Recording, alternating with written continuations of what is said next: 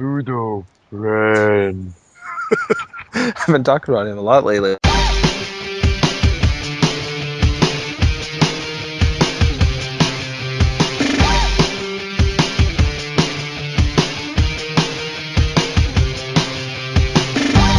This isn't the episode where I'm supposed to be drinking, is it? No. Oh, good. It's the next one on. Oh, boy. Is that going to be on a weeknight, too? Probably. Oh, boy. Drinking on a weeknight, guys. You ain't got nothing better to do. You ain't got nothing to be up in the morning for.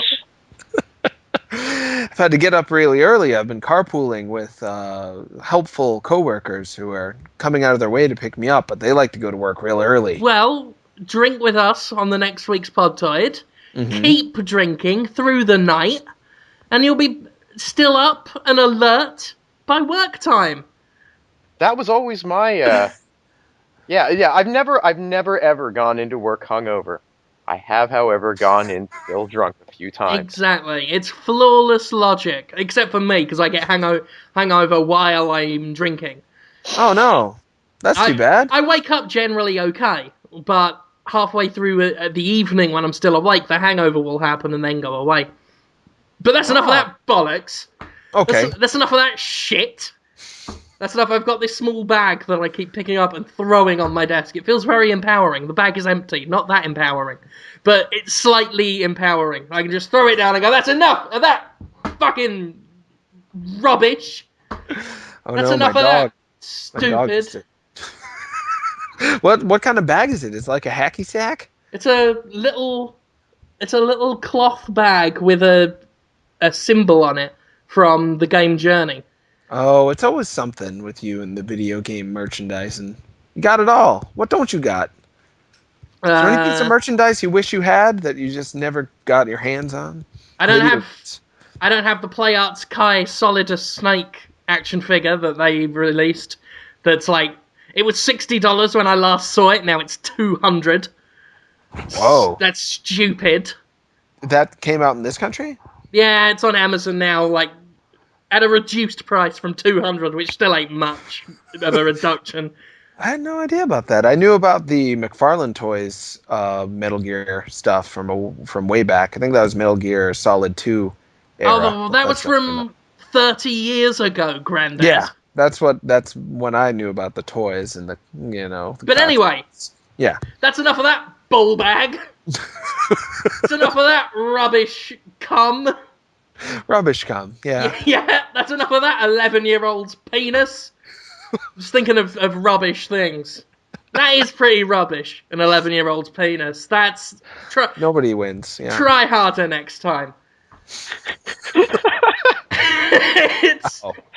Wow. It is the Christmas special. This is. Yes! That's right, it is. It's the last Podtoid before Christmas when the baby Jesus died for all of our sins. Oh, especially yours, Jonathan. Me? Especially yours. Baby Jesus came down from oh yay heaven from on high, thanks to the Archangel Gabriella. Come down. Archangel Gabriel. Gabrielle from Xena? No, Gabrielle from Dreams Can Come True. I'm here, baby, why can't you do a thing with me? Gonna give birth to Jesus. That one. That was more... In fairness, that was more Skeletor than Gabrielle. Dreams are made of this, beast man! That's enough of that. Mm. That's enough of that, Chungus. I'm retelling I'm Chungus, the story right? of Nazareth. Yea, verily, did King Heroin say unto, he spake, that's better, he spake unto his people, Jesus is being born, and I think that's shit. So... What? No, why is anyone being born shit, ever? What? Because King Heroin was a cruel leader of men. Just the men, because he was sexist as well, so that proves it. What a jerk. He says, oh, he's such a jackass. And he said, yea, verily, I spake unto thee, Baby Jesus is being born, and I am very wroth. I am so bloody wroth right about now, the Punk Soul Brother. So I shall gather 2 of every animal and build an ark, which I should have done before I gathered 2 of every animal. Now we've got nowhere to put all the animals. So we put them in a giant maternity ward just to keep all the animals safe while he built the ark. And then Mary, Queen of Scots, and Joseph and the Technicolor Dreamcoat came to Nazareth and said, Yea, verily, I spake unto thee, innkeeper, hast thou any roometh at the inneth? And the innkeeper said, No, you idiots, fuck off. What a mean innkeeper. Just no immediately? Just yelling at these poor folks with a woman in tow? He was Need racist. some help? Oh. You know, we didn't develop real hospitality until Christianity came along. You know, it's one of the central I tenets. forgot when all this story was happening. Mary, This Queen of story is- Scots was like, well, he was a rude fucking bastard. And Joseph and the Amazing Technicolor Dreamcoat said, don't worry about it. As soon as you squirt that little bastard out, everything's going to be okay. Mostly because we're going to use it for welfare. You'll have another 5 of them as well. So they came to a maternity ward, which was full of animals. And they thought it was a stable because of this. And they went in there were donkeys, there were sheep. There was a lot of shit, Jonathan, if I'm honest. There was a lot of feces. Oh, that's what you meant. Shit can mean a lot of different things. You meant actual feces. I mean actual poop-a-doop.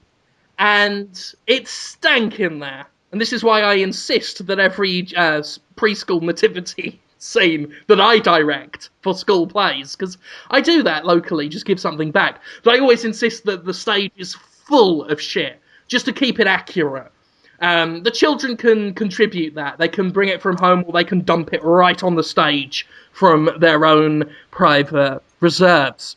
But, you know, I want the parents and the teachers, when they come in to my school nativity play, to be hit with it immediately and turn to each other and say, it stinks. My eyes are watering. Oh, that is bad. Fuck. That's what I want them to be like, because that's what it was like back then. So anyway, long story short, she, you know, snapped her legs open, it tumbled out, yay, ding dong merrily on high. The 3 wise men came, gave him each a copy of SimCity. And the original? The first SimCity? yeah. Good game. They invented it. And fucking hell. And Jesus was born and said, give it 30 years and I've got to pop up on a cross because of something Jonathan Holmes is going to do 2,000 years from now. So don't thank me now. It's going to take a while, but let that be known.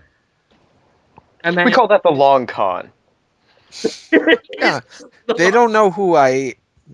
Not to be confused with John Con, which, as everybody knows, is the world's most popular video game convention where Jonathan Holmes killed that dog earlier this year.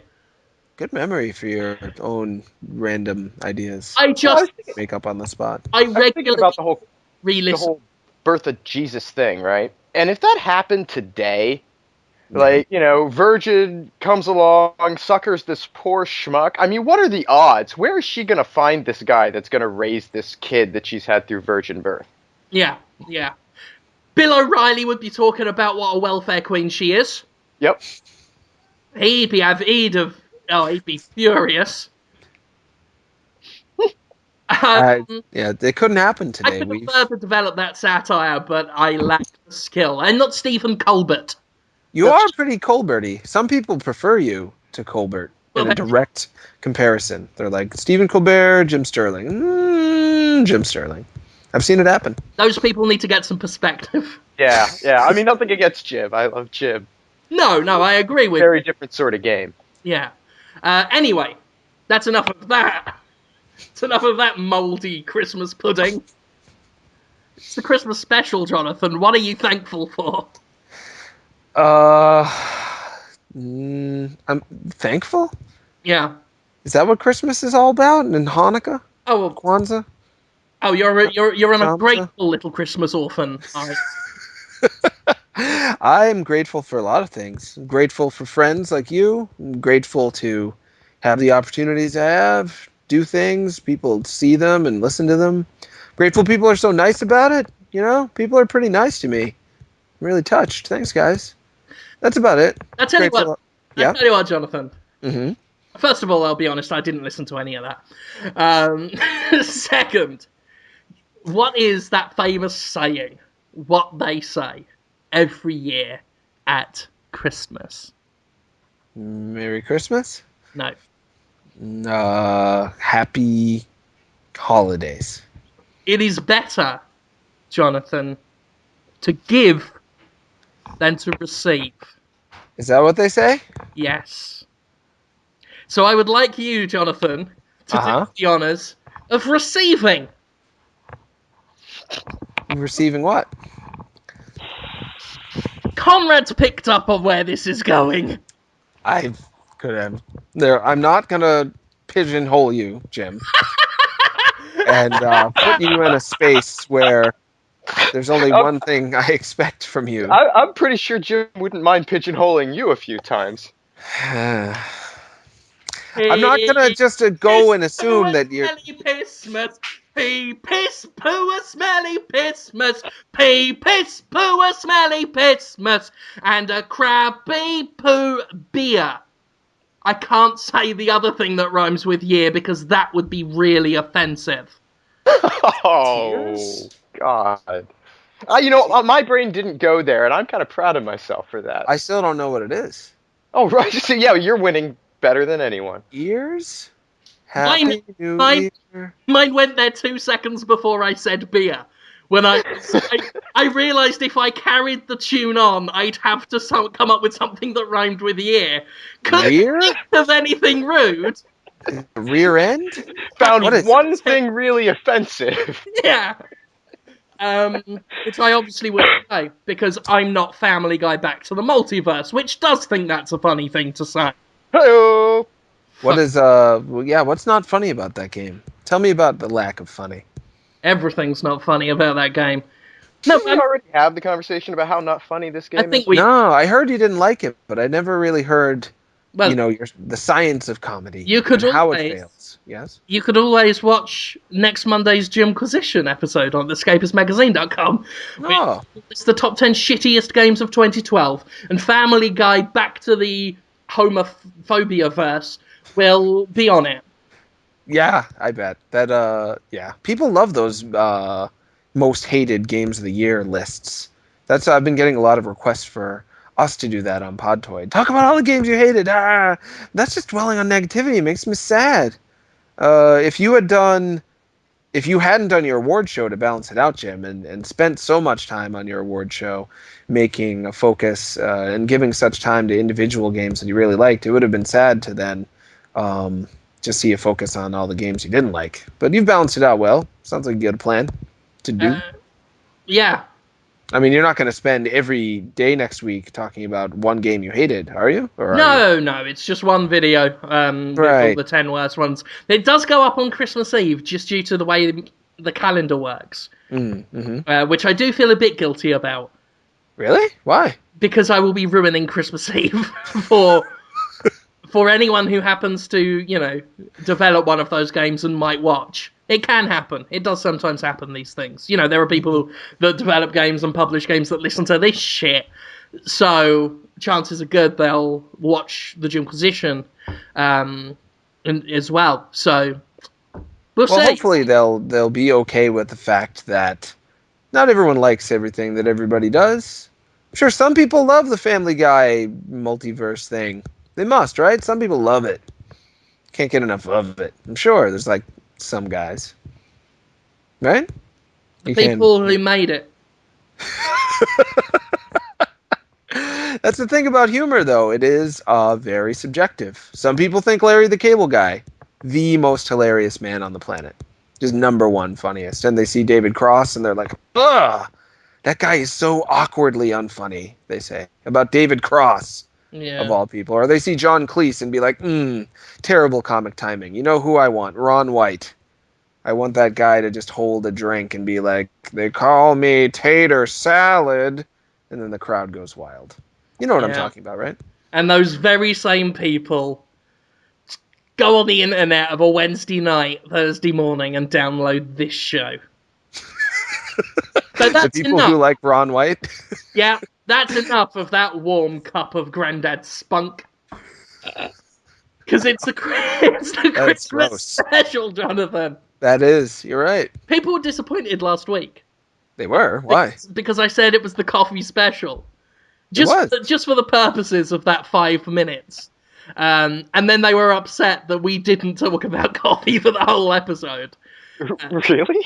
This is What? This is the Are they first timers? This is the brain of the Podtoid listener that hears coffee special and believes it. What would a coffee special even be for an hour or 2 hours or whatever the show is? Well, we could talk about great coffee moments in video games. There are I'm sure there are some. 2. Yeah, Earthbound, Grand Theft Auto, San Andreas, Deadly and Premonition. Deadly Premonition. Well, this is actually a good idea, Conrad. Those are 3 great games. There's probably another adventure game in there somewhere that's had coffee as an element. We should do a... Oh, Nightmare on Elm Street. It was a power-up you used to wake yourself up from the Freddy world. That was an interesting 4-player platformer. Oh, on the NES? Yeah, weird game. Yeah, not bad. What were you saying, Jim? I was just saying we should do a tribute to video game coffee. Not now, because it's Christmas. That's right. The Christmas special. The coffee special was last week. If you want to hear that discussion, go back and listen to last week's episode. Exactly. Come rest ye merry gentlemen, let nothing you dismay. It's not a Christmas day. Ha ha ha ha ha ha ha ha ha. Oh, comfort and joy, right? Exactly. Am I right? That's the spirit. I like the California Raisins Christmas special. I don't know if you've seen it. I'm not familiar. I would check it out. It is disturbing.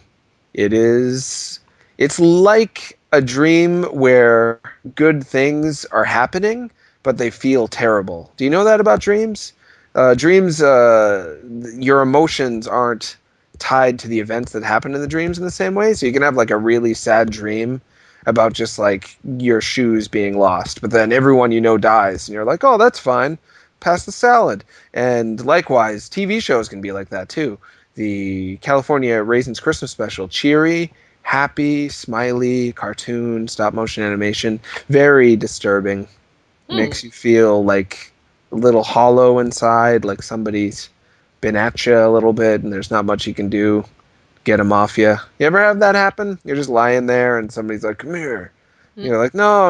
And they're like, oh, hi, how are you? Like, you no, promised we wouldn't talk about that night at E3. It reminds me of Final Fantasy IX, which I recently downloaded for my PlayStation Vita. Oh, cool. Not had too much. I've been going on a bit of a PS Vita download spree, getting old stuff. I got Final Fantasy IX, I got Final Fantasy VI on there.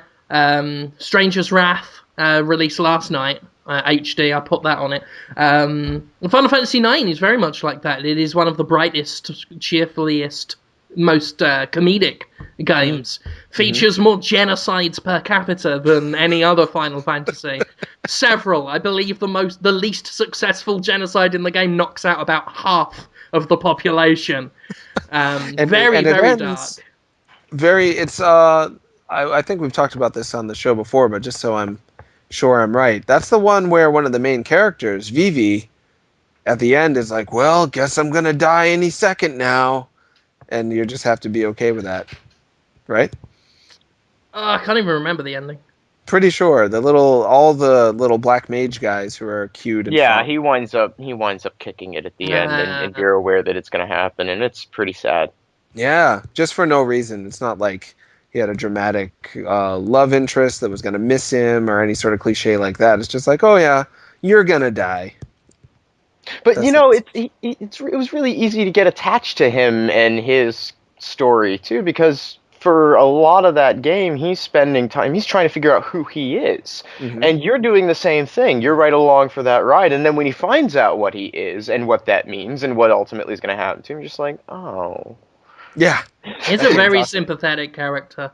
Sympathetic without being whiny. Right. That's something Square Enix has forgotten these days. They seem to think that we need to be told that someone's sympathetic, and that just makes the character whine a lot. Mm-hmm. And Vivi was just sad as a thing. He was just sadness, and you felt really sorry for him. It's a shame. But yeah, that's the thing. That's enough of that monkey scrow. Yeah. Video game talk. Monkey Scrow. That was a good talk about Final Fantasy IX. I liked it. You know... That California Raisins Christmas special I was talking about, though, that's not like Final Fantasy IX, because that's good. That leaves you feeling like genuine emotions. California Raisins makes you feel like you were injected with nightmare fluid, and it's just like seeping into the back of your head. You're like, what? I don't feel good. I don't know why this is happening. It's really, really troubling. How many times have you been injected with nightmare fluid, Jonathan? I can't count. For Christmas, can I inject you with nightmare fluid? No, I don't. Why would I want to do that? No. You take that rectally, right? Yeah. No. Take 2 in the morning, see the doctor in a week. No, I don't want to be in. It's bad when that happens. Not good. And I don't know why you... Welcome to the Christmas nightmare fluid special. Oh, last night the wife and I watched It's a Wonderful Life, which is my all-time favorite holiday movie. Mm-hmm. That's the one that just... And I don't know what it is with me that I only like the depressing stories. I mean, it's uplifting at the end, but my God, this guy's life is just really up the shitter the whole way through. He never gets anything he wants. Not ever realizing, of course, that what he really wanted was all around him all the time and blah, blah, blah. But, that movie always gets me a little bit, gets me a little misty-eyed. And, I was just thinking about the final scene where George Bailey is holding that copy of Tom Sawyer in his hands that was left there by Clarence, and there's the inscription inside, and it says, "Remember, George, no man is a failure who has friends." And I was just thinking, I'm so fortunate because I have you guys here as my friends, and I would really like nothing more than for Jonathan to acquiesce to some kind of disgusting and disturbed, depraved demand of Jim this year, in this coming 2013. Yeah. I think that we can really come together as one. That would be your George Bailey moment if you were looking around in your decrepit home and you barely have any money but it's all okay because Jim has got his fingers down the back of Jonathan's pants. In my arm. Hey, Jonathan. Hear this? Yes. This is. Wow. Hear that? Every time a Holmes groans, an angel gets his wings. Wow. Yeah. What a weird show this is. Hey, Jonathan. Uh-huh. I've got your Christmas present for you. You do? Yeah, I've got a Christmas gift for you because it's better to give than receive. Okay. It's... So you're giving or receiving? I'm giving you a special Christmas gift. Okay, so I'm receiving. Yeah. I get it. Mm-hmm. Hold your hands out. Close your eyes. It's sexual harassment! Yay! Jonathan! That's the gift that keeps on giving. It never stops. It sure doesn't. Giving, Jonathan. Oh, I know. It will never stop. It's the gift that cannot be reasoned with, cannot be bargained with. It's the gift without emotion. It's the gift without delusions of morality. It's the gift whose structural perfection is matched only by its hostility. Merry fucking Christmas to you, my friend, and I mean that most sincerely. Wow. That was a mixture of the Terminator and I don't know what. That was great. You're so good at talking, Jim. Started going Baptist preacher towards the end there. I did, and I mean that most sincerely. What is that? I know that from something. It's a song by that group, Pink Floyd. Here, boy, have a guitar. You're gonna go far. You know that one? Yep. Good song. Damn right. So we're done talking about sexual harassment. Nope. It's the gift that keeps on giving. Yeah, I guess so. I tried to segue out. It's the gift that keeps on feeding you its salty length. What does that mean? A penis? Ugh. Oh, absolutely. Why would you feed a penis to a man who doesn't want one? Uncut and freshly oiled. That's not what people want. The Mayor of London has come to visit you this fine Christmas morning to feed you his salty length. Pull down your britches, Tiny Tim. That's you, Jonathan. And I'm gonna stick it up ya. I'm gonna stuff the Christmas goose. Why would you? It's all such a puzzle. I've talked about it recently. All I can do is continue to maintain my puzzlement. You know, it's a puzzle. Why does it happen, and why do people like it so much? People continually telling me, you know, you're working on a lot of stuff, and that's fine. But what you really should be doing is just doing more videos with Jim talking about your asshole and touching it. Do videos where Jim touches your asshole. Stop all this stuff you're working on. Don't talk about video games. Don't do cartoon shows. Don't do Tim Curry impersonations. Jim Sterling and asshole only, please. Well, it's the Christmas season. It's the Christmas season. As you know, so we're doing this as a special treat for the listeners. Because I'm very grateful to all of them who listen. And during the holidays, you know, it's about traditions, you know? It's about nostalgia. And I think if there is one tradition Podtoid ascribes to, it's,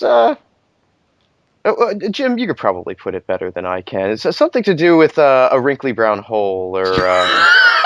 That is not a Christmas tradition. I hurt my throat! That came out of me like a whirlwind. Oh, that's quite bad. Oh, I hope it didn't hurt too badly. Oh, I feel like I vomited, but I didn't. I just threw up laughter. Oh, vomit joy. Yeah, I did vomit joy in your face, Jonathan. So I want to vomit love joy, and by that I mean my semen and the Ian McShane fictional antiques dealer from the 90s. I don't know who that is. Yeah, I know Reverend Lovejoy. I didn't expect you to. Ian It's McShane. it's a British thing. It's so weird that it's so different over there. TV's totally different. Radio, much better. Not totally different. We get a lot of stuff over there. I was playing Pop 5 with some friends this weekend, and one of the guys is like, "Oh, Jim's not going to get that one," and it was like fucking Sesame Street or something. I'm like, I do. It's not. I don't come from, you know, this isn't Soviet Russia I'm from. There's no Iron Curtain. It's... I don't know. When I was over there, briefly, I stayed at a hotel. That was the only place that had television. Because my uncle and aunt, who I've talked about on the show before, they didn't have a TV. They're just like hobbits. They just live in this like little hole filled with books and tea and like nice wood and just warm and cozy. Oh, it feels nice, doesn't it?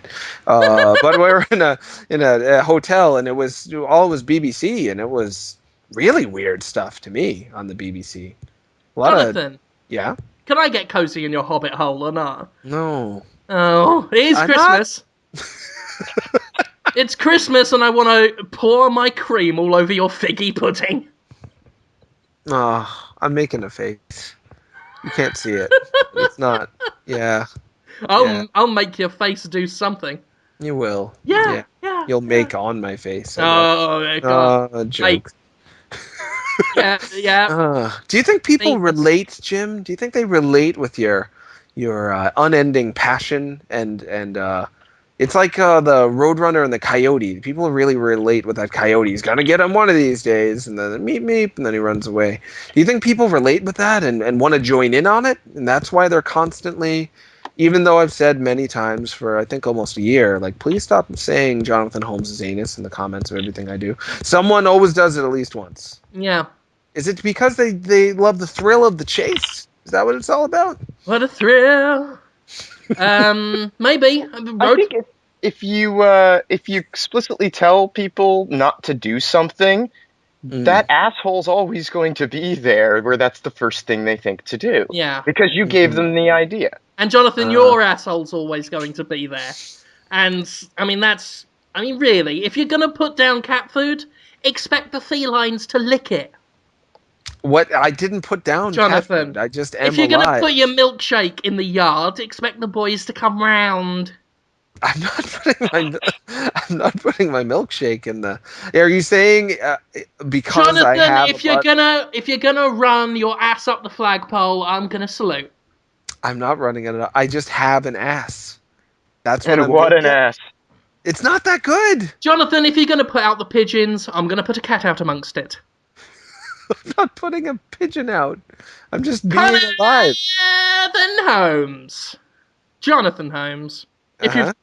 If you've got a roof, I'm gonna fiddle on it. I don't. It's just everyone with a roof is going to get fiddled on then by you. Jonathan Holmes. Yes. If you've got a little shop, I'm gonna be horrid in it. Seymour? Feed me Seymour. Yes, I will feed you and Seymour of your ass. So, Jim, you've been doing your award show. Well, it is Christmas. It is Christmas. You're on the third day of your award show as of the recording of this episode, which is Wednesday, the 19th. You've done Dishonored, Journey, and Lone Survivor. What a eclectic mix! It's quite an eclectic mix. Yeah, you've got action and 3D polygon-based graphics exploration, and some definite atmosphere and mood in Dishonor is part of the appeal. Then you've got Lone Survivor, which is atmosphere, action, but a lot of slow-paced, just troubling times and weird ideas and imagery. Great job by Casper Byrne on that. And then Journey, which is just a total hippie, pacifist peace fest. It's just like being, running around in the field, everyone's smiling. Nobody gets hurt. It's so nice. We really got the full gamut so far. I don't know where you could go from here. Well, Black Ops 2? I announced it more or less at the end of the... It's weird that if you present something with ambiguity, even if it's obvious, people will treat it with ambiguity. That was never the intention. At the end of every episode, I give off an unsubtle clue. I had a mouth mask on the first episode to indicate Lone Survivor. I wore the Journey scarf to indicate Journey, and I held up a pom-pom at the end of this episode, today's one, to indicate Lollipop Chainsaw. And I didn't know that's what you meant. And still, people took it as an ambiguity. I thought you meant maybe We Cheer or, any of the other cheerleader hits. No, I mean, the idea was that... Because the games are always listed in the product description in the video. There's no point trying to keep it a secret on that video. So, they watch the video and then it's announced at the end. But I thought I'd have fun with it and make it pretend ambiguous when it was quite obvious. But no, if you present it with ambiguity, there will be people that won't get it. Sure. So, I mean, a lot of people did. A lot of people have worked it out and are now disgusted. Really? With a lollipop chainsaw? Some people were very surprised in a pleasant way. They were like, because it's not one I don't think any other award show's done. But there were some people that were just like, ugh, lollipop, I was just reading in the new Game Informer. I believe Nick got chosen as one of the top 10 total losers or something like that. Just like terrible jokes, awful character, meaningless, worthless. I wish he never existed. They also gave that same award. Fantastic archetype of the typical white American suburban male. I mean, just describing it to me. They also gave the same anti-award to Travis Touchdown the year that No More Heroes 1 came out. They hated that character and gave that game a fairly low review as well. I think they gave it a 6.5 or something. I think that shit just hits a little too close to home. Yeah, well, that's one thing I've learned this week and all weeks. When you hit too close to home with people, they don't take it very well, comedy-wise, sometimes. But I'm sorry, what were you guys saying?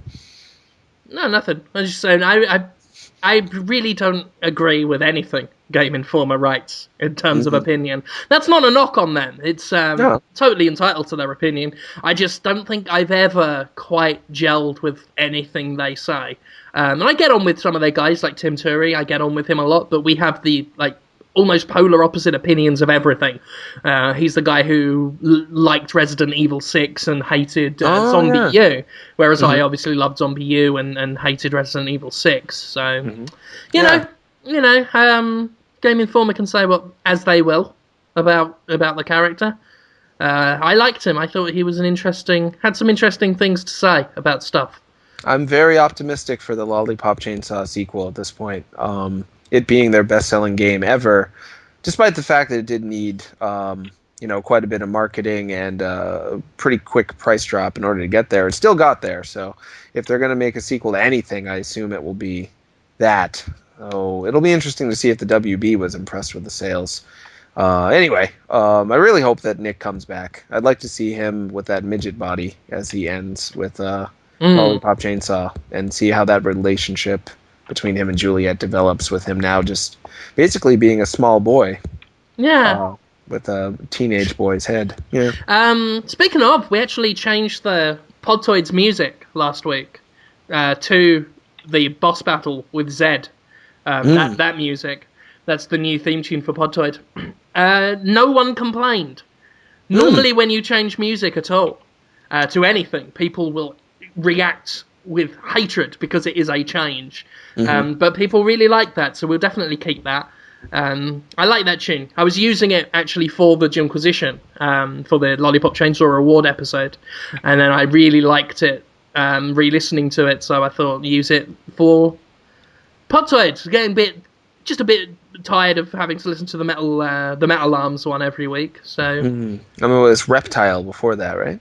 And it was a Skrillex tune from the Mortal Kombat soundtrack before then, yeah. Yeah, before Skrillex was cool. Or Hipstertoid. Yeah, certainly before he was as mainstream cool as he is now, I think. It was, it was... I judge that by how many sarcastic images of a person I see in my Facebook feed. When I see enough images making fun of a certain person, I know they've become mainstream successful. World. Oh, yeah. So how's video games this week since the last show? What happened? Wow. THQ got bankrupted. That's sad. Yeah. No, I think that's okay. Well, tell us more. Well, and they're not firing anybody yet. They're, selling to a private equity firm or somebody better might come along with a better offer. The worst thing that could possibly happen is someone does come along with a better offer and they wind up divesting all of the assets and making a quick buck on that, selling the IPs to other publishers and stuff. Or EA gets it.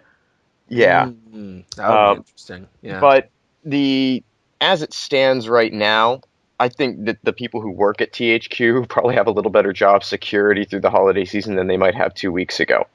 So, all things considered, nobody's been fired yet. It's not necessarily a terrible thing. THQ's been struggling for a very long time, and if this declaration of bankruptcy gets them out from under their debts and gets their properties and their operations into a state that's manageable, possibly profitable, and they can be producing great games, I think that's a win. So if this step leads to them making products, then we're coming out ahead, and that's the purpose of bankruptcy. Well, fair enough. I didn't really have a chance to follow it much today. I've been busy, but it's just scary when you see the headline. Yeah, that's all I got to see today. Everyone thinks of bankruptcy as like, oh my God, it's over. But bankruptcy, at least in the United States, bankruptcy is it's a tool. It's a mechanic that allows people to get out from under crushing debt and move on. Yeah. Right. I believe The Office calls it nature's do-over. Right, exactly. When Hostess recently said they were going to go bankrupt and die, everyone freaked out because Twinkies were going to disappear. And people love Twinkies. But I was just thinking, someone else will just buy the Twinkie brand. Maybe even make them better. That's okay. But that's because in the snack cake world, There isn't like an EA or an Activision that you're afraid they're going to acquire your favorite snack cake brand and turn it into some sort of demon cake that's disgusting. Yeah. Just a maggot cake. But then in the snack world, they don't withhold the cream filling until you give them an extra $10. That's what I should have said. I'm not worried. Yeah. I don't think Activision or EA. But then again, that would then open it up to them saying you don't get secondhand food either, which then throws up images of used food stores with piles of shit on their shelves. Which is a good idea for a business. Oh, no. That What? actually reminds me, Jonathan, Yeah. of an idea I had. Uh-huh. Because it is Christmas. It is. It is Christmas. You know how at Christmas time they have Santas in the mall. The centers. Centers? Mall Santa. Santa Claus. Father Christmas. Santa. I couldn't tell if you were saying centaur or center or Santa. I got it. Okay. They should have Christmas centaurs They should. playing piccolos. But no. Santa. Santa. Yes. Santa Claus. Very good. They have Santa's grotto in the middle of the mall or shopping centre. And we should do one in, I don't know, Boston. No. Hear me out. You always want to ruin where I live. And everything I can do here. Yeah. I always want to make better where you live and open the doors of opportunity. Besides, Jim knows that you don't shit where you eat. Exactly. Or in this case, open the doors of slopportunity. Oh, what's that? I don't know yet. I'll find a way to it. It just sounded good. It does sound. Jonathan Holmes. Yes. As you know, you have a very fatherly bearing. What? A fatherly bearing, and you are full of joy and hope. Who better to play Santa this year at the Boston Shopping Mall of Boston? Oh, I don't know. I'm not in great shape, but I'm not fat. I'm not pale enough. I'm a little beige. I don't think there's ever been a beige Santa. There's black Santa. There's white Santa, but there's not, medium brown. So what you're telling me is there's a gap in the market. There may be, sure. We'll put a big tower up in the middle of the shopping centre in Boston and say, it is beige Santa's massive Christmas erection. Come. Wait. What? What? What? Christmas erection? Yeah, the big tower that we put up. What's that mean? Erecting a tower? Yeah. We erect a big tower in your honor. It's called Beige Santa's Christmas erection. There's photos of you without a beard all over it. With just speech bubbles saying, hey kids, scale my erection. No. Photos of you, like a life-size cardboard cutout of you, Jonathan, naked, without a beard, winking, with a puppy, holding a puppy dog over your genitals, with written on the puppy dog's side in spray paint that says, a puppy's for life, not just for Christmas. What does that mean? And it's a side profile of you when you're kicking one leg up in the air and winking. Naked still? Yeah, and it says Christmas. Just Christmas. That's what Christmas feels like. It is. Hairy, bald, chubby-ish, beige, naked man clicking his heels together. Really, here we go. Christmas. There's a bigger cardboard cutout of you, Jonathan. This one's about 15 feet tall. And the kids have to walk under it, like through underneath your legs to get in. And that's a cardboard cutout of you, naked, without a beard on. You're not as Santa at this point. It's just you, Jonathan Holmes, naked. It'll excite the kids seeing their childhood hero. And you're winking still, hands on your hips, and covering your genitals, because you don't want to be rude, is some mistletoe. And written on your chest is, it is a Christmas. And we get the kids to line up. Me and Conrad, at this point, we're dressed up as elves, obviously. festive Christmas elves, and we're like, hello, welcome to Jonathan Holmes's, we're not saying Santa at this point, welcome to Jonathan Holmes's Christmas erection. Jonathan Holmes is Santa's real name, tell everybody. Whoa. That's, it sounds Tingle-ish. You guys sound like Tingle a little bit. We're gonna look very much like him. I We'll like have Tingle. big green body stockings on, and pointy hats and rosy red noses. And we'll be handing out pamphlets to the children that says the truth about Christmas. And you open up the pamphlet, it's a photo of you, Jonathan, naked, without the beard, holding a sign over your penis, so we hide it. We're not giving porn to minors. And you're winking and making like a kissy mouth with your lips. And the sign you hold over your penis says, Jonathan Holmes is Santa Claus. Tell everyone. That's alright, isn't it? It's not as bad as if I was totally naked. It's about time you got credit. well, people might not. It's so clearly funny. To me, anyway. Yeah. Unlike some of the other ideas, which really are just crimes. It's like, hey, you know what would be funny? Just like punching him in the face. Yeah. Just getting him, just stabbing him right in the stomach. This is like a real a joke for the people. Yeah. Jonathan. Uh-huh. It's not finished yet. Oh, yeah. Sure. So we've got this tower we've made. It's about 20 foot tall. There's a spiral staircase inside.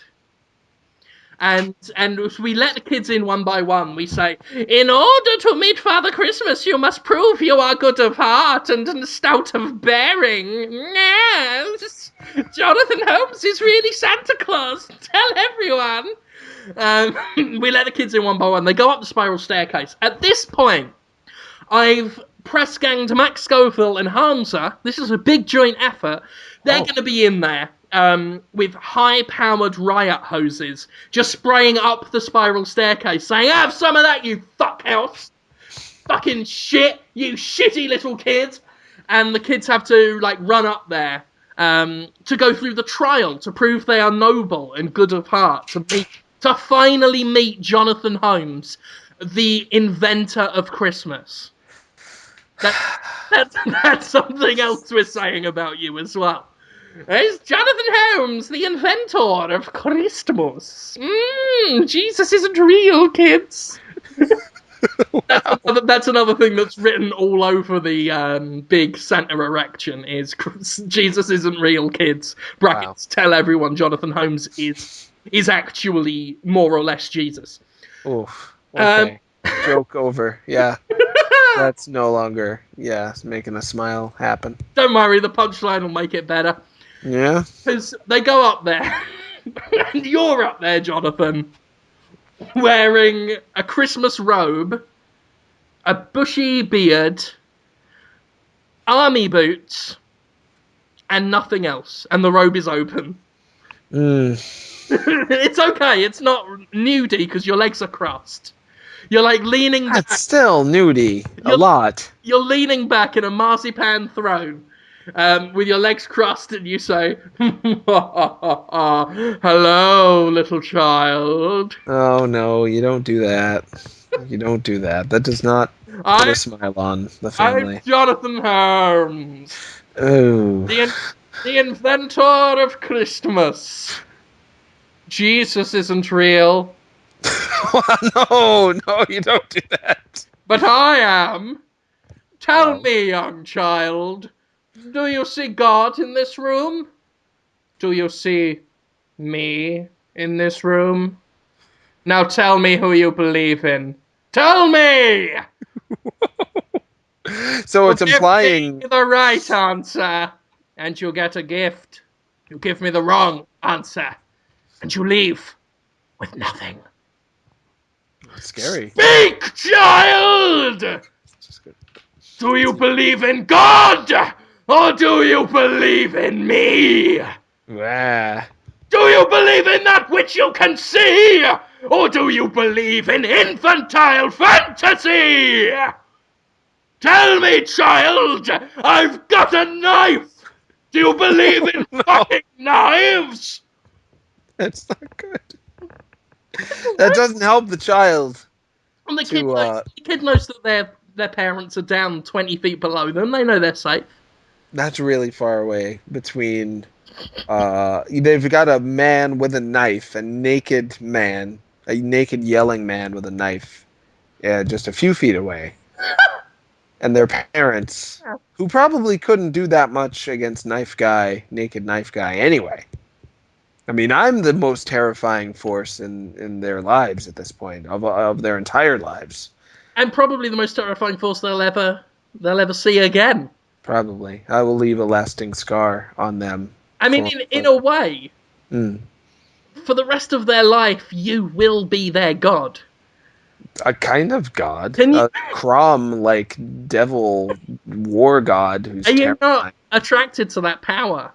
No, I'm not into power. Well, I would love that, but I'm giving you the opportunity to have what I wish was mine.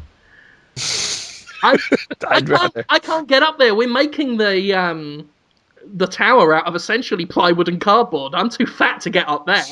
The whole thing will come falling down. There's going to be children climbing around on this thing?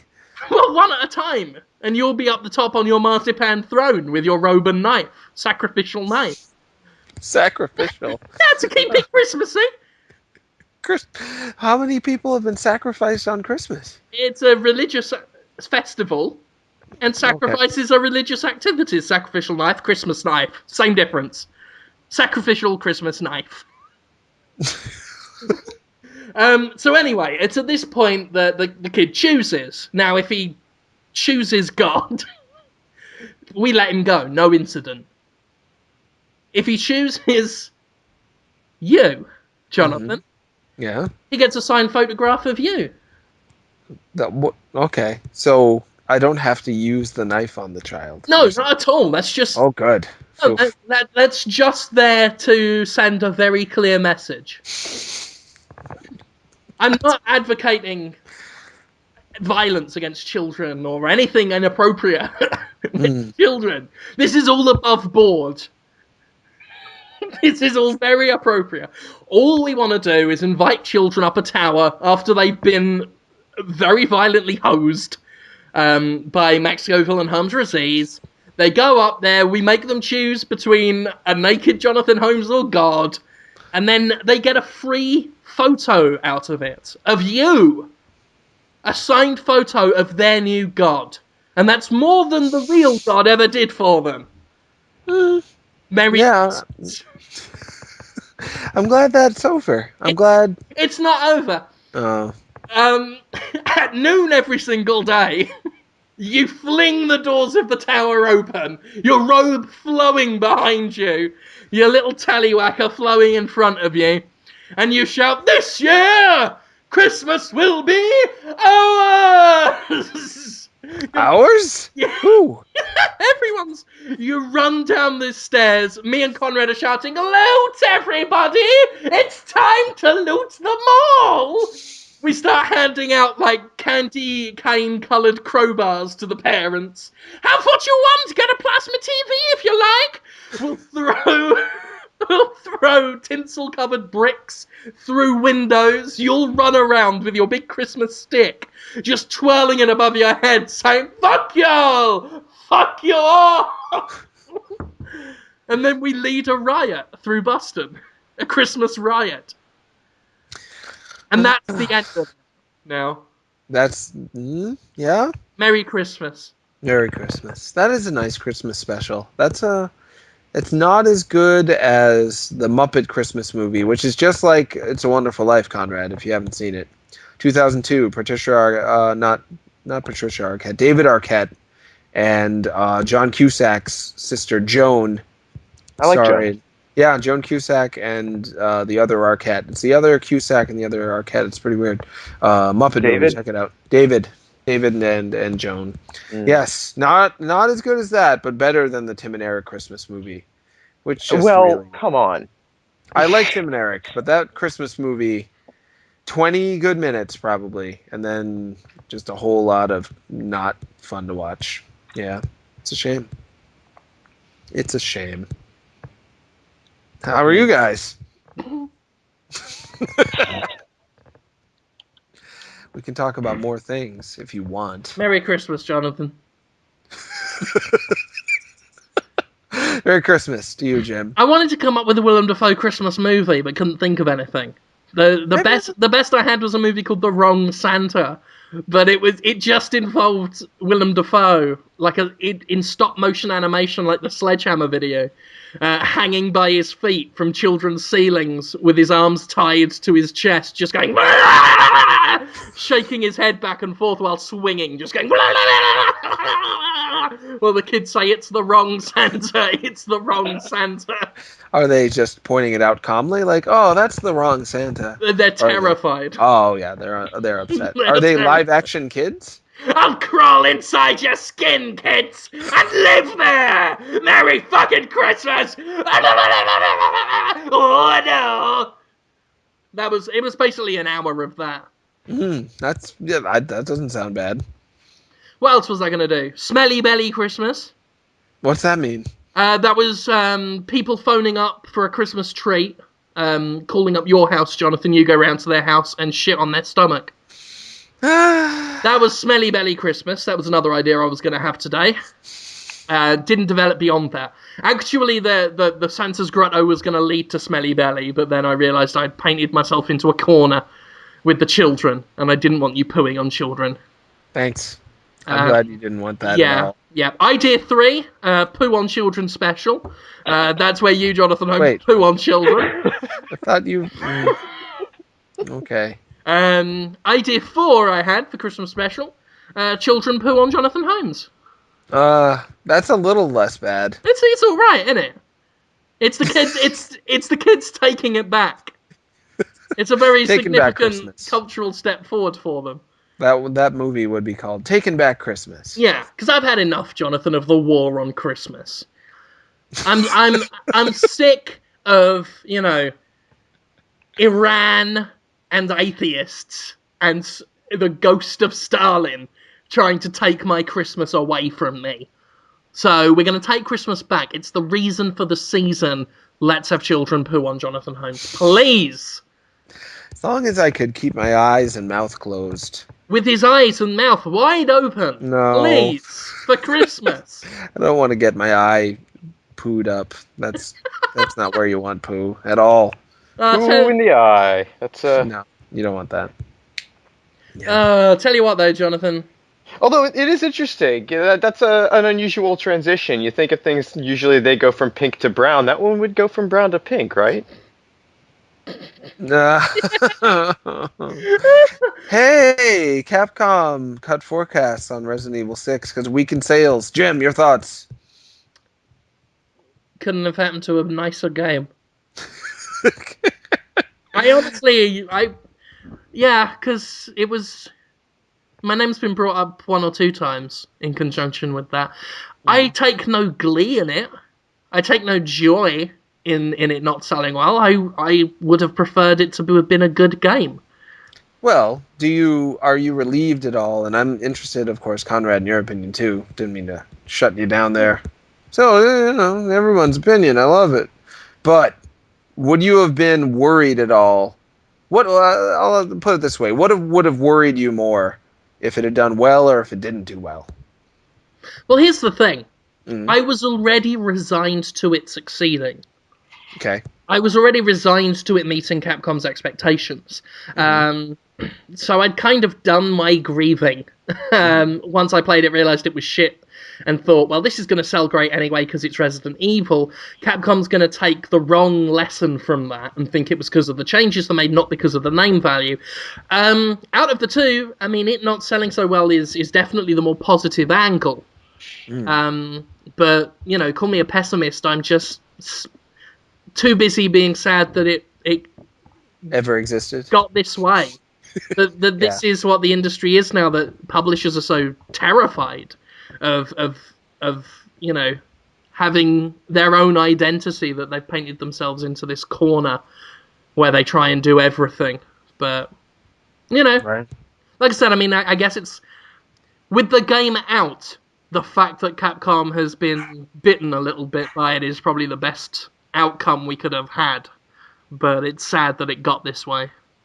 Well, there's that talk that that Korean ratings board said that Resident Evil Revelations, which I quite liked, might be coming to consoles.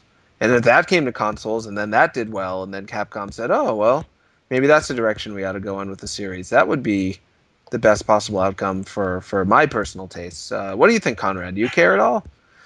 A I mean, little? I find it hard to care. I am pleasantly surprised to see that my perspective on how the game plays, and because I didn't care for it either. Hmm. So I'm pleased to see that there seems to be a general agreement from the audience, having heard what people think about it, that they don't want to buy in on that. Mm, mm. That said, of course, I never enjoy seeing a game not be successful, and I know how difficult that's got to be for, I mean, everyone who worked on it. I'm sure that there are plenty of people who didn't like the direction, but I have no doubt that there are tons of others who worked on the project who actually thought they might be doing something progressive and good for the series, Mhm. and it didn't pan out. So that's unfortunate. Hopefully, they do something different instead of just scuttling the property. It's Capcom; they don't have a tendency to scuttle any properties, Lord knows. So I'm not too concerned about it, but I think it's healthy that they have a failure. Mm. Yeah, Yeah. I hope Either so. that or they'll think they didn't go far enough, Right. and the next game will be even worse. Yeah, it is so many ideas though. I hope they at least see that trying to put at least like 5 games in one, like a QTE game, a horror game, a war game, an Arctic exploration buddy action game. It's like, yeah, just one game at a time at the Well, very least would be. the Yeah. thing that I find interesting about like feature creep in these huge games is that they feel like they need to have the multiplayer stuff and all of these other elements to address the wide audience, so that they can sell enough copies to justify the expense that they're putting into the game. But adding those modes and features does come with it an additional expense of some kind. So I wonder how much of those stacks up and how many more things they have to try and pack in to grow the audience. Are they working against themselves during Mm. the development process? Sure. Yeah, very well could be. Where you compare it to a game like Walking Dead, which is just, oh, we're gonna do point and click adventure, and we're gonna do it as well as we can, and focus on our strengths, and not try to pack in multiplayer and blah blah blah. And it starts winning all these awards, and I assume sales are going up. It's hitting retail. I wonder if they're gonna take cues from that in any way, and wonder if they could have done something like that. I hope so. I hope they at least try. It'd be nice to see. Yeah, we talked about it, guys.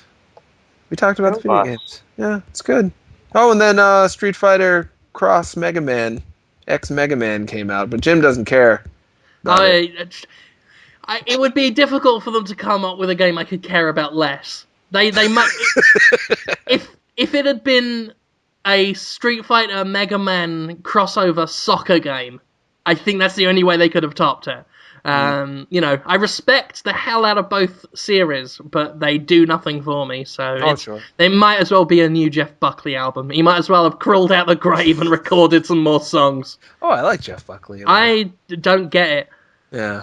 For me, that would be a GTA versus Uncharted game. I'd just be like, oh boy, where's the fun for me, guys? None. Ding dong. Yeah. Oh well. Yeah. And then I what else? downloaded Speaking it. of game, yeah. Do you play it at Yeah. all? I played it long enough to grab a screenshot to replace a header on one of our stories for it. It's all about work. Yeah. Yeah, I I haven't. made it to Ryu, and I mean it plays like a Mega Man game, so good for that guy. Yeah, it's pretty legit. And in initial screenshots, it looked like all the bosses were just redraws of the Mega Man sprite. But from what I've played, the No, it boss doesn't seem designs are that way. actually, yeah, they put in a lot of interesting frames of animation. Some they adapted the 8-bit art style, but did some new things with it in a fun way. So yeah, that's good. I guess I don't know if you want to talk about it, but Dynasty Warriors being blamed for maybe causing a man to be a killing Oh guy. yeah. Do we even want to touch that, Jim? I'll leave it up to you. Well, I've written my thoughts on it. It's by this that was point, I'm days just ago. I'm just You might not even know. disgusted. Yeah. I'm just disgusted at the cowardice of the news media. You know, Oh, don't worry, it's not just the news media. You know, we got there was a report from Fox the other day. Yeah, where they have sources close to the NRA who are saying, they've been quiet about this, out of respect for what happened up to now, but they're going to come out swinging. And one of their industry source was like, they're going to ask us, hey, well, this isn't just a Second Amendment issue; it's a First Amendment issue as well. We need to be looking at Hollywood and video games and the culture that creates this. And I was like, fuck you. Fuck you! You do not get to piss on one amendment to the Constitution while trying to defend your own. wow. You want to say you defend the Constitution and the rights of free men? You don't have to promote the other ones, but you don't take a shit all over them to protect your agenda. It's such a load of shit. Isn't that what Americans do? Isn't that what the Constitution exists for? Is to defend yours by attacking the others? That's one thing I've learned from this country since I've been here. Not within the document itself. No, that's what it is. I'm against freedom of speech, but I'll defend it so that I can have my prayer book in the school. It's this all... Everything I've learned about these, really uppity, proper right-wing... there's nothing wrong with being a Republican, but the proper right-wing people it's all based in claiming you stand up for the Constitution while going against it in every single conceivable disgusting way. That seems to have been the MO, so I'm hardly surprised the NRA is taking the route they're taking. It's absolutely miserable because really, if we want to point the finger, we don't have a social system, a social framework that prevents people who have problems from getting help. We're not helping people get help. Yeah. Well, as a guy who works in the field of helping the people with problems, I can tell you that the insurance companies haven't really set up a system where you really thoroughly check to be sure how bad someone's problems may be if they were deemed dangerous put in the hospital. They don't. We do our best, of course, but depending on what insurance you have, they may say, did they threaten to kill anybody today? And we'll be like, no, but they still seem pretty unglued. And they'll be like, nope, discharge them. They'll be fine. Don't worry about it. And if not, they can sue. Right, and it's a matter of capitalistic interest and not treating people as people, but treating people as figures. And that's the problem, is that we've dehumanized everything. It's not about what, the stuff that's on TV, the stuff that's in our games that reflects an inhuman attitude towards other people. That's a reflection of our culture. It's not the other way around. Right. Video games didn't make the culture made the video games. Right.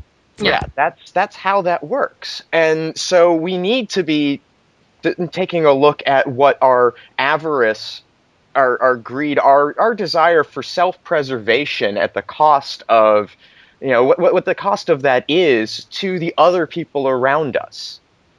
Are we stepping on people's backs to get ahead? And if we are, how long before those people's backs just break?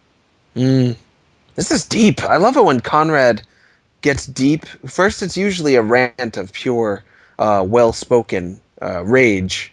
And then it gets all like, oh, wow, I'm really going there. Feels good, man. Thanks for taking me there. Yep. We did it, guys. We did it. Yeah. Yeah. It's good. But I just think any so-called news reporter that dared blame movies and games without taking a look at what the news media does to glorify violence is an absolute coward.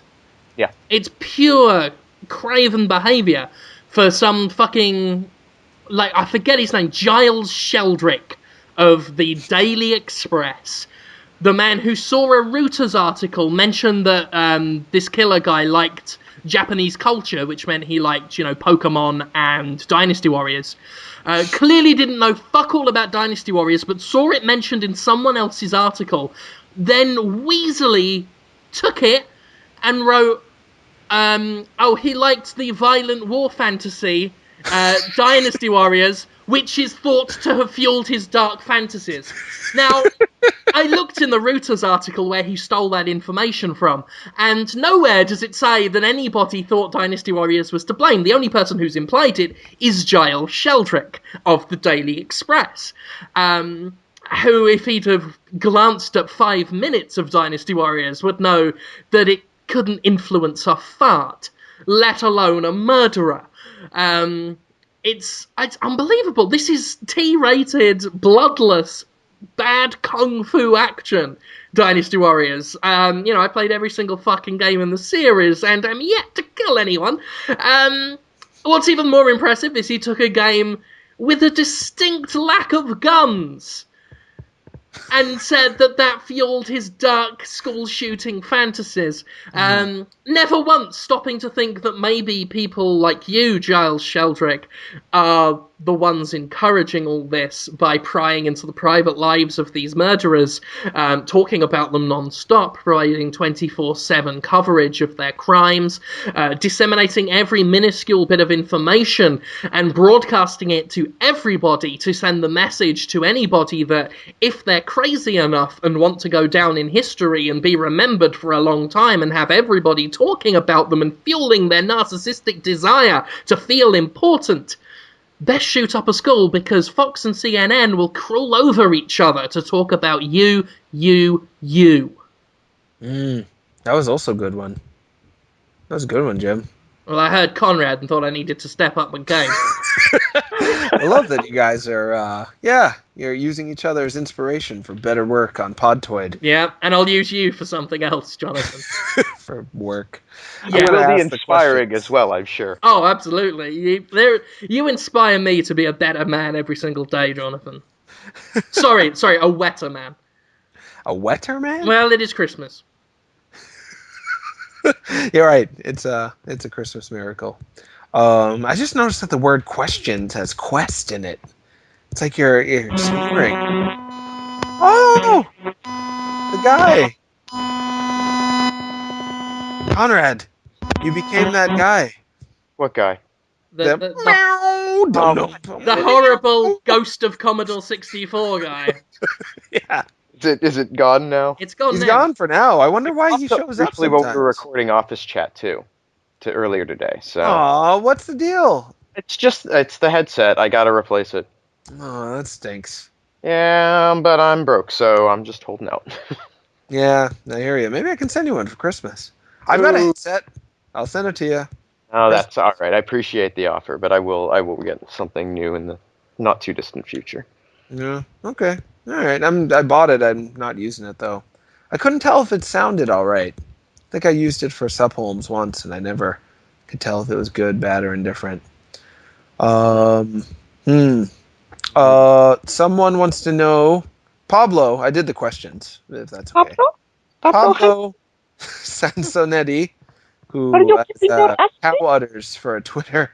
He's got cow udders for a Twitter avatar, but I just think of him as cow udders. We talk a good amount on Twitter. He's a good guy. He wants to know if Jim Sterling is ever going to play Mass Effect. He can't think of a better sci-fi universe than Mass Effect. I've played Mass Effect 3 times. 3 games, or just on 3 occasions? The first one 3 times for about... Actually, no, I got to the last boss. Did I beat it or not? The first time I got to the end. Not know. Yeah. And I completely, when it came time to do Mass Effect 3, I had not finished Mass Effect 1. I just had, I guess, 2 things left to do. It took me 20 minutes to knock out. I was that close. But I had no recollection of anything that had happened in the last, God knows how long. And it's very easy to sort of lose track of whether or not you accomplished that game. But I've played the first one 3 times. I've tried my hardest to like it. I want to like it. I can't like it. Yeah, Did it's not a universe you want to be in. No, I really want to be in the universe. I You just, do? as a game, I cannot stand it. did you play 2 at all? No, I didn't want to play 2 without having the data for the first one. You But know I, what? I would just knowing what I know about you and third-person shooters, because I agree, Mass Effect 1's combat is really pretty rough and awkward, and it's weird and slow and a pain in the butt to play, in my opinion. It's just this odd middle ground between what Knights of the Old Republic did and what an actual action-based shooter is. It's just not quite there. But if you make it through, the improvements, or the changes, I should say, for Mass Effect 2, it's much more playable, and yeah, it's absolutely worth it. I've got all 3. I've got all 3. They're It's gonna unboxed. They're happen. just 3 discs. But I want to get over the hump again because I don't have the data anymore of the first Mass Effect because when I got to the end of it, it was back in England. So I have none of my old data. So I've got 1, 2, 3. I've tried again twice since in the States to get through the first Mass Effect again, and I just can't do it. I can't get over the hump. And I wanted to do that before I hit 2, which I've heard from people that it's better. I might just have to say fuck it and start with 2. It's not even. It's a bigger difference between Resident Evil and Resident Evil 4. I mean, it's just a completely different engine, I would say. What do you think, Conrad? Well, no, I think the shift from, I think you're making an apt comparison. But it's just I don't not know that that big. it's as dramatic, But it's a pretty jump, dramatic. Yeah. but it's considerable. Right. I don't want to be in the Mass Effect universe at all. Not even a little. I immediately want to leave that universe. But I could tell that Mass Effect 2 was a more fun game to play just from a game design perspective.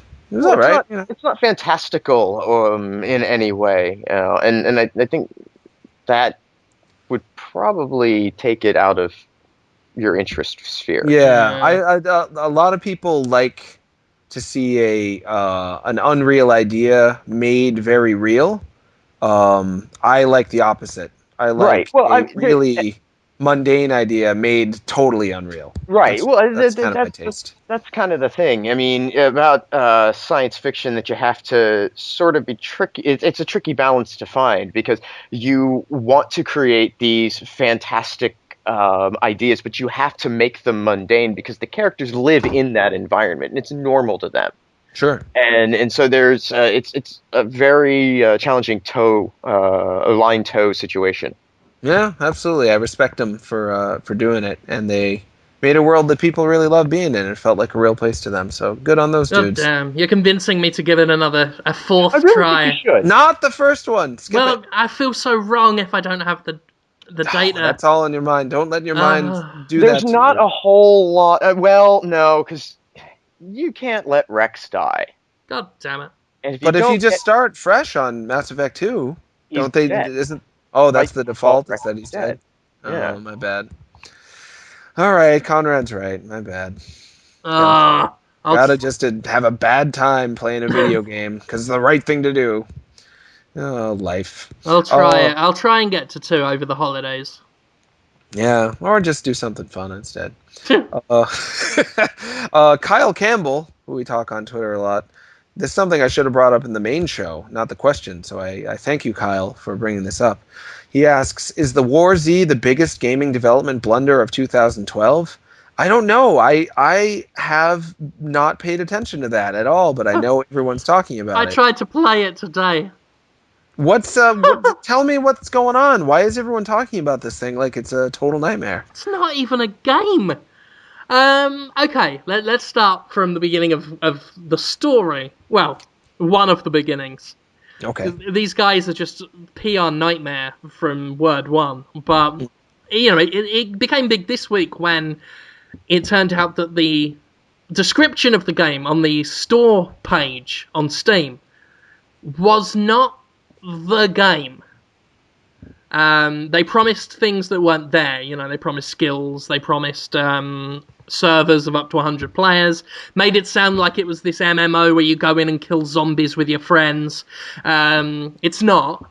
It's basically a free-to-play game hesitate to even really call it an MMO. It's a free-to-play deathmatch game that still costs $15 to even download. Let me ask while you think, let me ask a quick question. It's not related to Daisy, that mod, is it? It's considered a rip-off of Daisy. But it's not the same guys who made that. No, these are the guys that made a different game called War Inc. They basically took assets from that game and then just put zombies in and said, War Z, hey, you guys like Daisy, don't you? Come play this. Give us money. So yeah, they promised this MMO where you're surviving against the zombie horde. I played it for 48 minutes. Didn't find a weapon. Just didn't see a weapon. Reached my first settlement. It was completely empty. What happened first, though, was I spawned in the game for the very first time and died. Because there was a player with a gun, and I had a can of soda in my inventory. A can of soda and a torch, which in most combat situations won't stand up to a gun. Oh, the Commodore 64 came back for a second. The Conrador. Oh, God damn it. It's fun when it only lasts for a few seconds. It's just a funny sort of, hi, how are you? Just reminds us what it's all about. So anyway, I spawned, I walked forwards for a few seconds, got shot and died.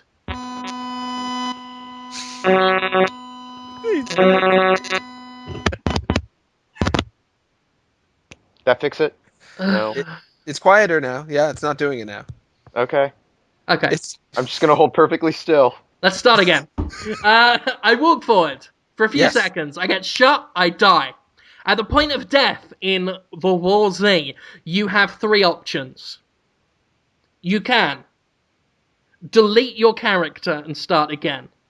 After a few seconds of play, you could delete your character and start again. You could buy a revive by quitting the game, going into the menu, selecting your dead character, clicking the revive option, at which point you give the developer Hammerpoint 40 cents of real money, and then your character can revive and come back to life and play again. Or, if you don't want to delete your character, if you don't want to pay real money, you can wait to respawn for 4 hours. Wow. Not wanting... Can you have multiple characters running concurrently? So you just, well, this one's 4 hours is up. I can switch to him now. And there are there are multiple slots. So if you restart enough times, I mean, the real trick though is you would have to still wait 4 hours the first time to try and you'd have to stagger your character creation to keep a running thing going, because otherwise you're just fucked. So anyway, this first time I spent playing, I didn't want to pay money to Hammerpoint, ever. Didn't even pay for the game, it was on the review account. Didn't want to wait for 4 hours, because I had a life. I deleted the character. Actually, no, I've still got the character. I kept the character, I just made a new one. Went back in. This run lasted about half an hour compared to the few seconds the first time around. Mostly consisted of me crouching, terrified of being shot, and walking across a map, past Shroot Farm, to a settlement, which was circled on the map, so I thought it was important. It was nothing. Once I reached the circle on the map, it was just an empty construction yard. No guns, no people, no quests, nothing. There was zero, just some buildings that may as well have been cardboard cutouts. Left that, walked. This is about 20 to 25 minutes now of just walking. Met my first zombie. And that chased... There weren't any zombies before this? No. That chased me into more zombies. They chased me into more zombies. I found a city with more zombies. I was just running because in a combat situation, a can of soda, some bandages, a torch, and another can of soda I found in the city can't fight zombies. 2 players found me, shot me dead. Why do other players want to shoot people? I don't know, but I could To see loot them. them. I could see them in the proximity chat, talking to each other. Of just, there's another player running past us. We have to kill him. Shoot, Wow. shoot, shoot. He's dead. And then they ran over, and all of the zombies that had been following me attacked them, and the guy just wrote run, and they ran, and that was the last I played. I've not gone back to it now. I really don't see the point, especially now that it got pulled from the Steam store for being full of lies. Well, Wow. I have never seen a whole lot of appeal in the idea of, realistic survival zombie apocalypse scenario. Because if you're doing zombies, post-apocalypse survival properly, like if you're doing that shit, it's boring. It better be boring as hell. Because if it's exciting, you're on the verge of death. Yeah. And all your shit will have been for waste. Yeah, indeed. It's not a fun scenario. Just not a good time. A realistic survival trouble. Indeed. Well, but I mean, I like the idea of survival-based games. I really liked what Far Cry 2 and 3 did with that kind of stuff. I liked the idea of that other new Steam game, Mia's Martyr, but that one is just boring. But I really like them, but you're right, a lot of the games that try it do end up quite dull, because it's hard to get that balance between making you underpowered and making you just useless and not fun. Mia's Martyr is another one. It's like they want to give you nothing. So you start low on energy, dehydrated, sick with a plague, no skills, nothing. And you're supposed to run around this island and collect flowers to examine in special labs set up around the island to eventually synthesize a cure for yourself. But it's just walking and picking up flowers for most of the time. It's just walking and walking and walking, and you don't know where you're going because the map doesn't tell you. The only way you can really do it is to triangulate. Now, you triangulate by picking up your map, finding 2 landmarks, and working back to find out where you are in relation to the landmarks. Yeah, that's boring. Yeah, that's not the fun of survival. Is that the chase, the build up to the attack, the sense of desperation and hiding, Clock Tower, Haunting Ground, old Resident Evil, Zombie U, not just triangulate the game. I can see the appeal for probably people who find real life survivalism enjoyable. But I'm more of a fantasy survivalist. I want the idea of feeling like I'm just hanging on by the skin of my teeth, but I want it to be in an exciting way. I forget. Not like The Road, just we're in the cabin. It's not going too good. What are we gonna do? I don't know. What do you want to do? Nothing. Yeah, that's nobody's idea. Exactly. I forget the name of that other zombie survival game that's coming. I think it's coming to Xbox Live Arcade, and that one looked interesting. It's you've got to go from raids from your safe house. You've got to head into the town to get supplies all the time, and you're throwing stuff to make zombies move over to where they heard the noise, and then you run into a shop and just grab what you can and run back. And it looks very rough around the edges at the moment, but there's definite promise. I mean, that's the kind of stuff I want, not just walk in, and then get shot by some guys and wait for 4 hours. Yeah. It's not exciting to me. No, you're not alone on that. Yeah. I mean, I can certainly see why some people would love that kind of thing, but I'm sorry, I find it very, very dull, and I don't understand what the War Z is. Actually, no, scratch that. The War Z is clearly designed to make you give them more money, but a good free-to-play game is worth playing for free, and it makes you enjoy it so much that you want to give them money. This is how Blacklight Retribution did it. The main game, you can happily play that shit for hours and not feel like you need to pay any money. But I enjoyed the game so much, I'm like, I don't mind dropping a couple of bucks for this. This is cool. I want to keep playing and getting new stuff. A bad free-to-play game, a badly designed one, from the outset says, fuck you, give us money. That's the only way you're going to win this. Mm-hmm. And that's awful in my mind, and that's clearly what the War Z's doing by making you wait for 4 hours after a few seconds of gameplay, and giving you no weapons. So it's like, well, if you want to survive, son, give us a couple of dollars and we might toss a pistol your way. Mm-hmm. It's no way. Don't hold me to ransom. That's not how you get me spending money. Give me an incentive, I'll give you money. Don't. It's the whole flies and vinegar thing. That I think I know about that. Something about an old woman and a cat. You can fill in the rest of the phrase Yeah. on your own. I can't remember. You catch more flies with honey Than vinegar. That's true. That's yeah. In the olden days, arcades were like, "Oh, give us a little bit of money, you get to play a little bit, but you'll probably die soon. But then you'll have fun, and you'll." But trying that strategy with free to play on PC doesn't work because there's a whole cabinet, there's a whole room full of free games. And they forget that we were 9 years old back then. Right. We're not now. And the markets, I mean, there's tons of free games that are fun. Yeah. So why would you bother with the one that's charging you? And yeah, I beat it into the ground. It didn't say it very well. I'm all right. We got another question. I don't know if you guys will be able to answer it. It's from Oswald, who's at @the_ruffians on Twitter. I know him. He's a guy. He's a little guy. He's a cute little guy. He asks, which video game character would you marry and have a family with? Jim, who would you marry and have a family with? You can be, in this scenario, since it's video games, and you can take on the avatar of whoever you want. You don't have to be you. Like, if you wanted to marry Solid Snake and be Meryl and have his children, you could do that. Same with you, Conrad.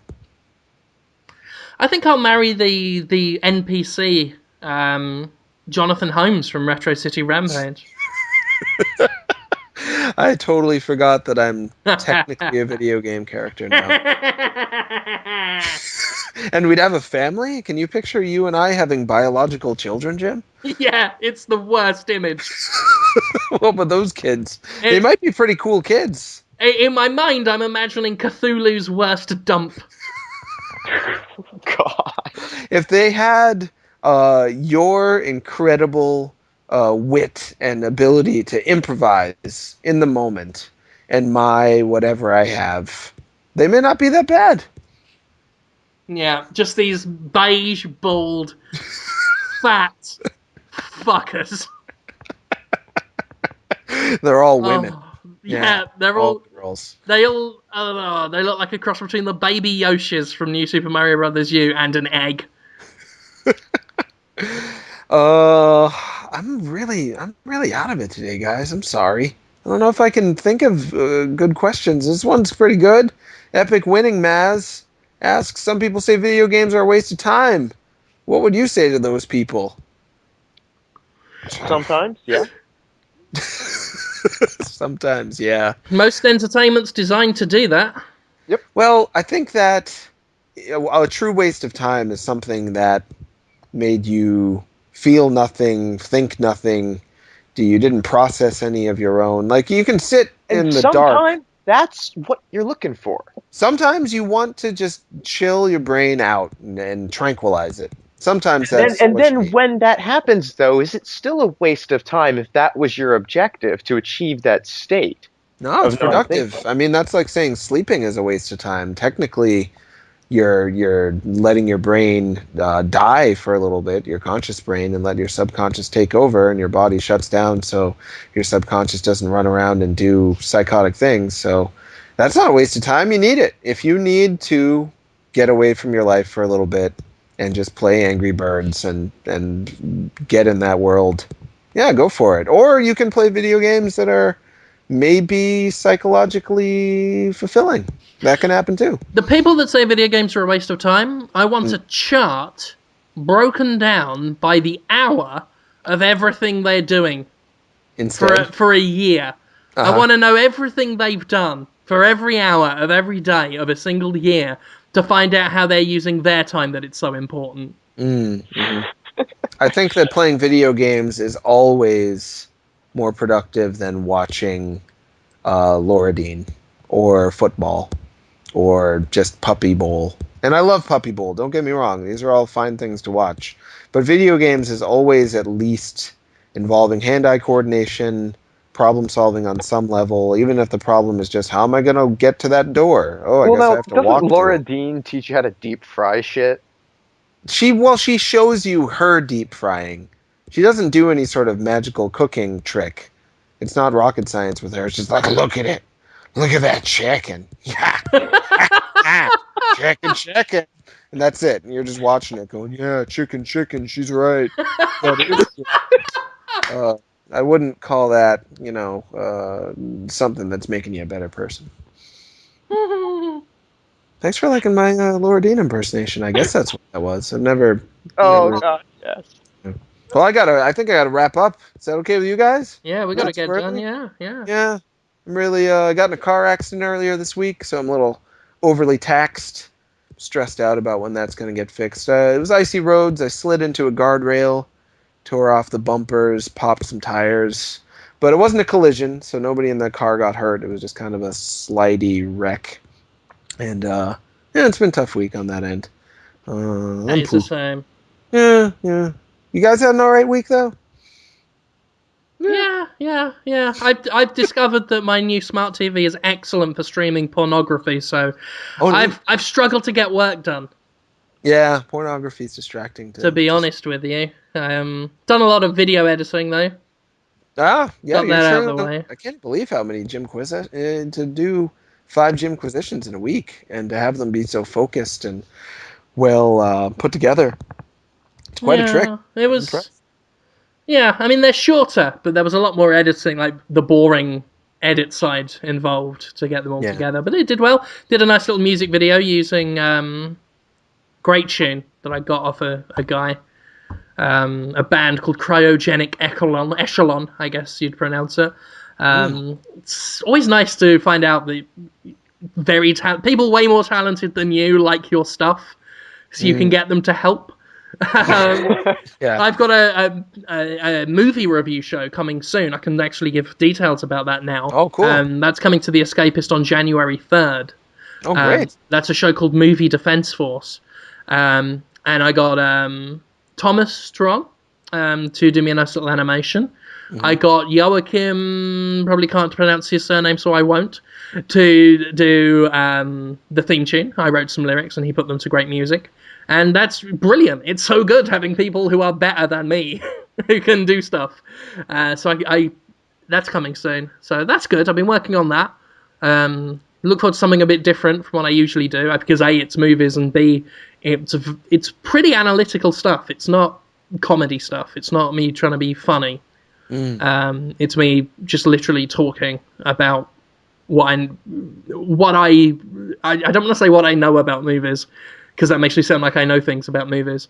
But it's movie analysis. It should be good. Yeah, it's not what you know, but it sounds like what you understand why a movie worked for you and what didn't, and you can speak to that. So that's a challenge, because sounds exciting. I'd make an awful movie reviewer.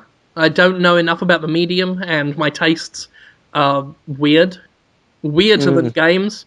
But I've used that for the certain types of reviews I'm doing to good effect. Sounds great. That's I look good. forward to it. Yeah. Is it going to be reviewing classic movies or current movies or both? Mostly older films. Mm-hmm. But I don't want to say too much about that. Right. Can't help but be curious. But there you go. January 3rd. That's a thing. We might as well just roll this into what we're doing.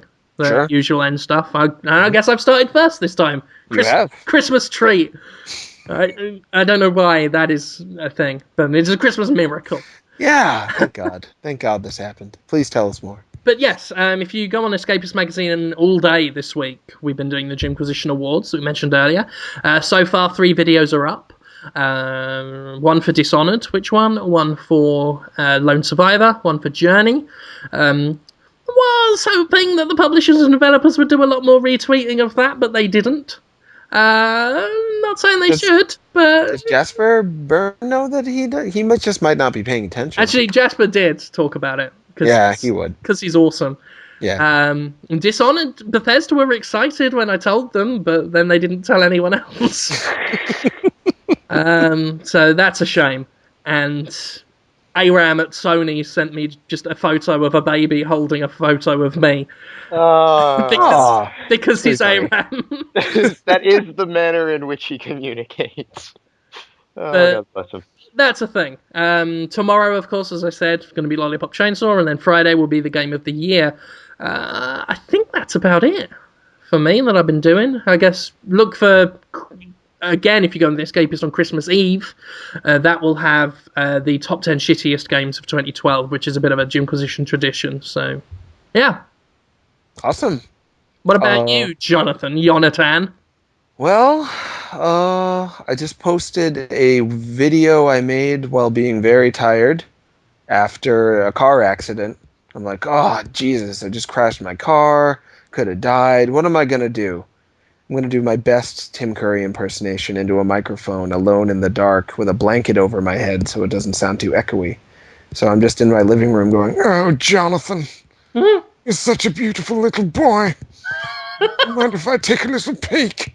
Or whatever my Tim Curry impersonation sounds like. I don't even know. I don't know It's why. good, trust me.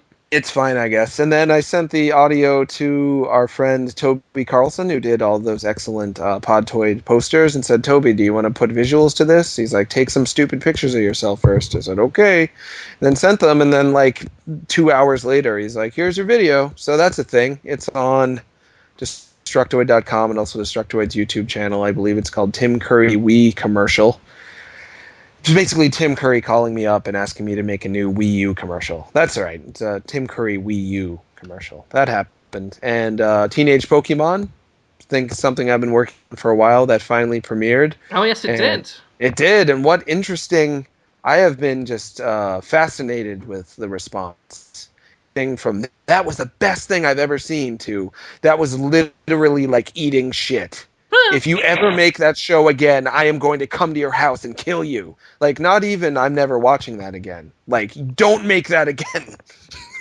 Oh, they've been really, really angry. And a lot of stuff in between. A lot of like, oh, the jokes were bad. And then I was like, there were jokes in that? I didn't even know there were jokes. It's kind of, you know how Lumpy's Space Princess on Adventure Time is just a character who talks? And you either like her or you don't? It's kind of how the show is going, but people took it as like failed jokes, which I can understand. All the criticism is interesting, and I'm taking it all into account. The person you describe as getting so like threatened, by the thought of you producing more of this and has to threaten you in kind. I hear War Turtle's voice as you describe. That's the thing. It's on Machinima, and it's gotten almost 200,000 views, which is much more than most of the stuff I've done or anything I've done, I think. And a lot of likes. There's like 4,000 likes, which is more times I think anyone's pressed the like button on anything I've ever done. But at the same time, after I submitted it to Machinima, I'm like, uh-oh. That video to me was kind of a loving, the same way Lumpy Space Princess is kind of a tribute to Valley Girls, who are kind of superficial and stupid sometimes, but you still like them. They're cute and you root for them. That's what I thought I was doing with Teenage Pokemon with teenagers, but those kinds of teenagers are a little bit oversensitive sometimes. I'm All surprised. teenagers are oversensitive, Jonathan. Yeah. That's their.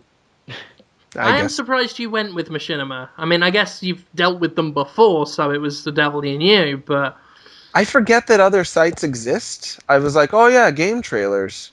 Maybe that would have been good? I don't know, but... I don't think I could ever work with Machinima, just as a company. They send a bit of an ill taste in my mouth. I did a video for them once, and it wasn't the most pleasant of experiences working with them. It was... I've enjoyed talking to them a lot, and they've got some really interesting ideas. They may pick up the series. I haven't talked to them about it this week.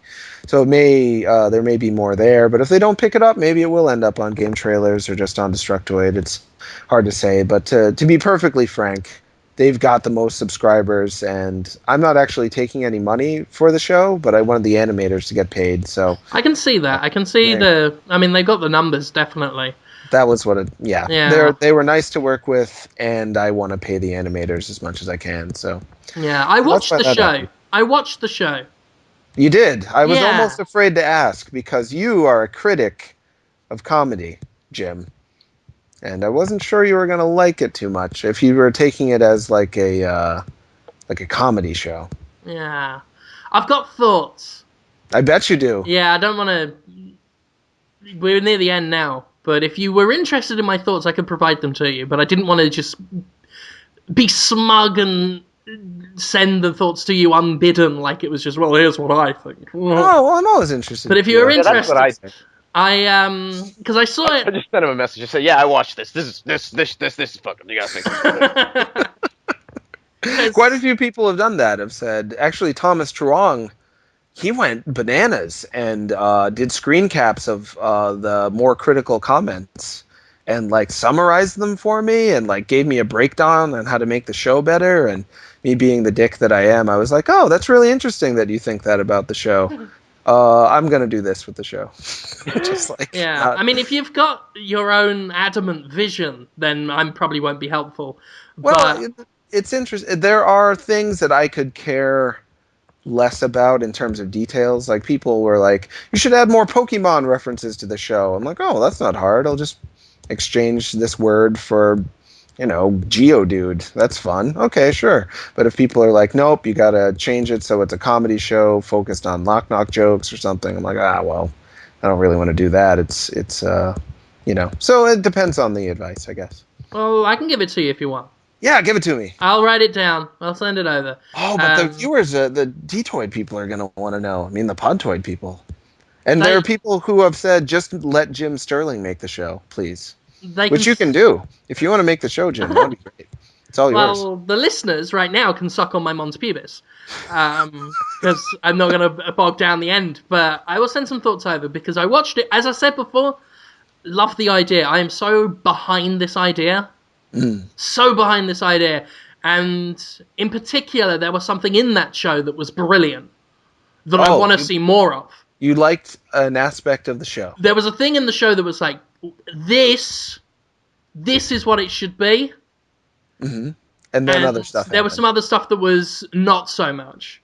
Right. And I didn't want to just I really want to know go what you in think it is. I know, I'm so curious. Because I have my own thoughts about the thing that really worked versus and the stuff thing that was like, eh. Yeah. It didn't make either of you like violently, angrily disappointed, though, right? Oh, not at all. No. I watched it stroking my beardy beard. Going, and that's not the only thing you were stroking. No. Just be on the cards on the table. Well, hearing the sarcastic old man's voice just sends me into a frothy lather. But Conrad, oh my God, what are you doing this week? Oh, we recorded an office chat a little earlier today, so I'll be editing that, and that'll hopefully be up in the morning on the YouTube Detoid channel. And I'm working on a new show that I'm hoping to debut next week. I've been doing like little animation stuff to for frames, titles, and things like that. So that's coming together, and hopefully next week I want to release one by the weekend if I can. So hopefully, and other than that, just getting ready for the holiday, and yeah, that's it. I'm just keeping up on what's going on with the site, and I'm pretty boring, guys, to be perfectly honest. We'll have Jordan over Saturday Morning Hangover on the Twitch channel. What's going on who do we have on Sub Homes? On Sub Homes we have Muriel. I believe it's Muriel or Mariel. I can never pronounce vowels. They're all just kind of to me. So Muriel Cartwright, who is the character designer on Skullgirls. She is one of the more popular, at least I hope she is. She's one of my favorite artists who does fan art for video games. She does these creepy pictures of women who are like made of slime that are really great. And there's one that's like a woman who's really happy and nude, but no nipples because her body is just like melding into all the different slimes from video games, like the Dragon Quest slimes and whatnot. She's done art on Silent Hill. She's a big Silent Hill fan. She worked on one of the endings for Silent Hill Shatter's Memories and also Silent Hill Book of Memories. She's great. She's shy. She warned me. She's like, I'm gonna be a little bit uncomfortable. I'm like, it'll be fun. And she'll be on Sub Holmes on Sunday at 1 p.m. Pacific Standard Time, 4 p.m. Eastern Standard Time. And on top of that, last week's show was on iTunes with James Kochelka, who is a character designer behind Glorkbot's Mini Adventure and Glorkbot's Glorkian Warrior is the other game. He's a famous comic book artist, and he was an interesting man. He's been trying to make games since he was like 8 or something like that. He was really fun to talk to. He had some very interesting insights on game design and character design and just making stuff in general. So you can check that out too. And I think that's it. I think I wrapped it up. That was like, I think, a half hour of us just talking about the stuff we made. Man. Conceited. We're Yeah. jerks. Yeah, we're a bunch of jerks. Well, Merry Christmas, guys. That was a Christmas Happy treat Hanukkah. for us to talk about ourselves. This is the last Podtoid before Christmas. The drinking episode. And then we do the year-end drinky celebration. Okay. It's going to be I great. threw up last time, mid-show. Like, with Tara Long being like, oh. Yeah, she was sad. Good. Next time we want you to poo yourself as well. Can't make any promises, but I'll be here. We'll try. Have a good Christmas, ladies and gentlemen who are listening, and have a good Christmas, Jonathan Holmes and Conrad Zimmerman. And, well, we'll see you next time. See you next time, guys. Yeah, bye. Bye. Bye.